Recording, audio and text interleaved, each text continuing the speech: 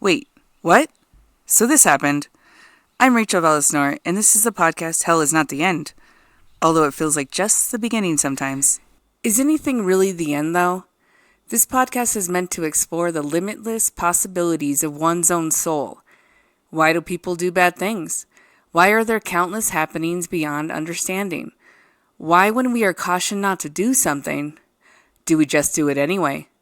The definition of curiosity, a strong desire to know or learn something. There you have it. I will curiously explore why. Hell is not the end. What lurks in the dark in the northern part of Summit County, Ohio? Legends swirl about Boston Township, Boston Village, Sagamore Hills, and Northfield Center townships. Combined together, those regions are commonly referred to as the Boston Mills.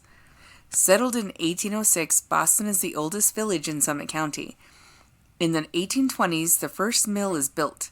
Between 1825 and 1832, the Ohio and Erie Canal is constructed, bringing more people to Boston.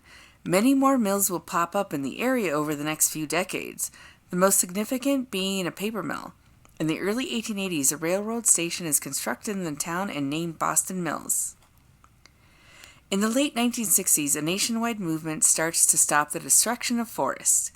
In 1974, President Ford signs legislation to allow National Park Services to purchase land to be used to create national parks. On December 27, 1974, hundreds of acres of land, including some within the township of Boston, will officially be dedicated a national recreation area.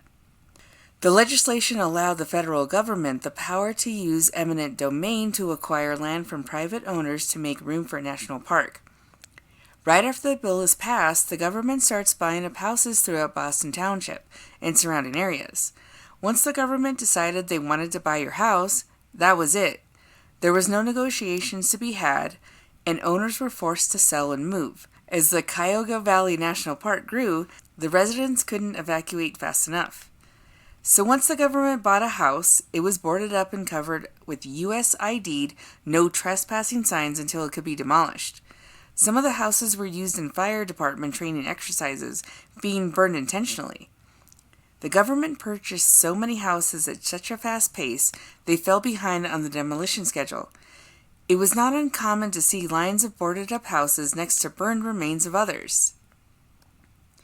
I can only imagine what passing travelers might have been thinking. Come across such a town, what a sight! It would of course lay the groundwork for rumors and legends, which is what we all love. I will do my best to list some of these legends. One of the legends suggests a government cover-up claiming that the government intentionally spilled deadly chemicals in the area, possibly causing mutations to the residents. There are no such records of any type of chemical spill even close to that area, but with all the boarded-up houses with government-issued signs everywhere, not a surprise that a government cover-up may be at play. Another legend suggests that there is a ghost that sits on a bench in a cemetery looking on. No real specific details about the ghost, only that it's sitting on a bench and looking on. Oh, and did I mention? There is no bench at this cemetery. Another legend suggests that trees move throughout the cemetery, a curse brought on by a satanic cult that compels the trees to move in order to protect the cult's secrets. There is nothing to support this claim. Another spooky legend suggests that a large number of children's graves in the cemetery was due to a deadly bus accident.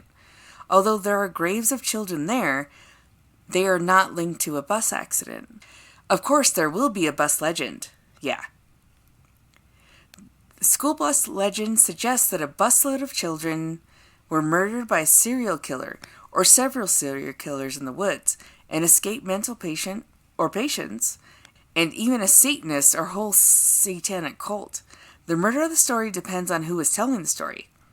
Ghosts of children sitting in the bus seats and a murderous figure smoking a cigarette have been reported. Also hearing screams and laughter of children. Locals have attempted to tow the supposed cursed bus away to no avail. Only mishaps prevailed and locals left the bus in place. The bus remained in Helltown until pretty recently. The seats had been removed since the buyout of the town and all the residents were forced to evacuate. As it turns out, the bus was purchased by a family that owned a house in Boston Mills. But The house was in a serious need of repairs. Needed a temporary place to stay, the family purchased the bus and removed the seats. Then, when the town got bought out, the family felt no need to keep the bus and simply left it behind. The local government did end up removing the bus due to legend hunters trying to find the cursed bus. Another legend suggests that a hearse with one headlight chases you away in your car if any cross the Helltown gate and then suddenly vanishes. A family in the town did own a hearse, but only used it on Halloween. Oh, and there is no way that car would get past the gates in Helltown, as the gate has been locked up tight for decades. Since the town's abandonment, there is a creek that runs along the road and is heavily wooded on both sides. No chance of a hearse navigating this road. The end of the world and the highway to hell legend refer to the same stretch of road. If you were back in the day, able to drive through the gates, past all the town's residents' houses to the very twisty road with a steep incline, it would give you a false sense of falling off a cliff. The road has been deemed possessed from many fatal car crashes in its history, an evil force taking control of your car and forcing you to crash.